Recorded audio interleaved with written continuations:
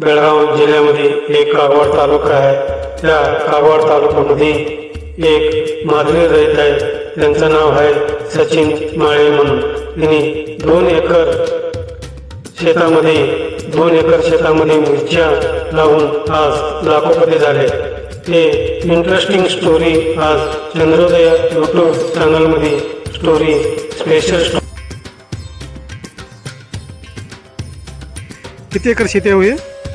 ते आता केलेला शेत आहे मी, फाळ्याने केलेला आहे. ते 72,000 रुपये द्यायला आहे. किती एकर आहे वय? किती एकर आहे? टोटल आता हे मिरचीचं प्लॉट 2 एकर आहे. मग किती खर्च येते तुम्हाला वय? आता ती मिरची 2 एकर, ढबू 2 एकर, 7 लाख रुपये खर्च केले. मग तुम्हाला इन्कम किती येते वर्षाला? पहिल्या तोड्यात 5 लाख झाले माझं. पहिल्या तोड्यात मग लास्ट टक्का किती अंदाज तुम्हाला इन्कम येईल? मी आता अंदाज झाला 25 लाख. 25 लाख. मग तुमचा खर्च किती होणार आणि तुम्हाला किती राहणार त्याच्यामध्ये? 3 पट पैसे राहणार मला. 3 पट राहणार हो. हां 3. मग भारी झालं को हे काम. दर पण चांगला आहे ना, 50-60 रुपये चालले दर.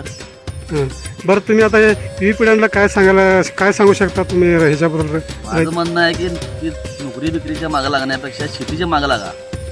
शेती नसली तर पण शेती फाळ्यानं करा, वाटणीनं करा, शेती करा म्हणतो. मग तुम्ही 2 गोष्टी बोला. मी लक्ष्मण सूर्यवंशी पत्रकार आहे. आज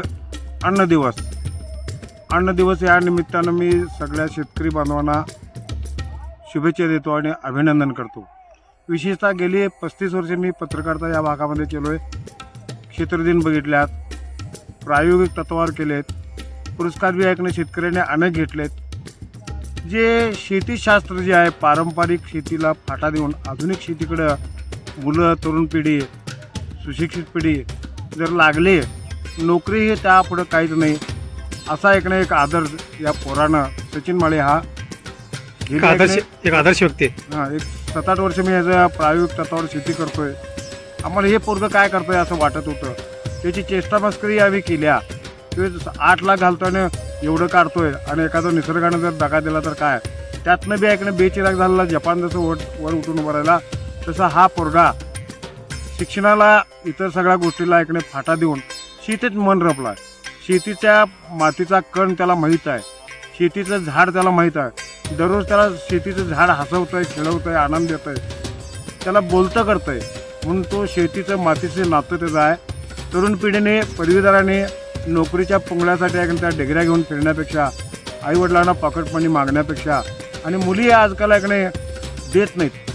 पण तुम्ही चांगली शेती केला, निर्व्यसनी राहिला, प्रकृती चांगला राखला, तुम्हीच एक अर्धा बायकांचा गड्यांचा मालक जर झाला तर तुम्हाला ऐकणे अन्नदाता म्हणून ऐकणे म्हणून घ्यायला काय हरकत नाही.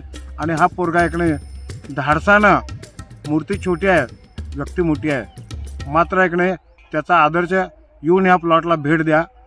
सगळेजणी बघा. BSc ॲग्री झालेला असतो, MSc ॲग्री झाला असतो, पण शेती करता येत नाही. पुस्तकी ज्ञान काही उपयोग होत नाही. पुस्तकी ज्ञान जर शेतीत उतरवलं तर एक आदर्श ऐकणे शेती होऊ शकते.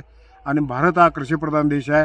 या कृषीप्रधान देशाचा ऐकणे खरंच अन्नदाता म्हणून ऐकणे आणि सगळीकडे तुम्ही सप्लाय करू शकाल, तेच पुण्य ऐकणे तुम्हाला लागणार आहे. एवढं मी ऐकणे आजच्या पिढीला सांगू इच्छितो. किती किलोमीटर लांब आहे शेत तुमचं कागवाडा सोडून? 1 किलोमीटर. पूर्ण ॲड्रेस सांगा. कोणतं रहित तुम्हाला येऊन भेटू शकते? हां भेटतंय.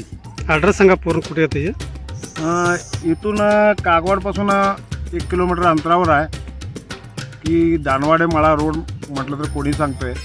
कमान्यांच्या घरापाशी. हां, कमाने म्हणा किंवा संजीव वड्डर यांच्या ऐकणे बंगल्याला टर्न केला तर इथं कोपऱ्यात ऐकणे हे लोकेशन ऐकणे म्हणू शकतं. आणि मोबाईल नंबर पाहिजे तर बी मोबाईल नंबर ऐकणे आहे, भेट द्या. शेतामध्ये लाभदायक व्यवसाय कसं करायचा या माहितीसाठी माधवी शेतकरी सचिन माळी यांना संपर्क करा. मोबाईल नंबर आहे 7619691351. गाव कागवाड, जिल्हा बेळगाव.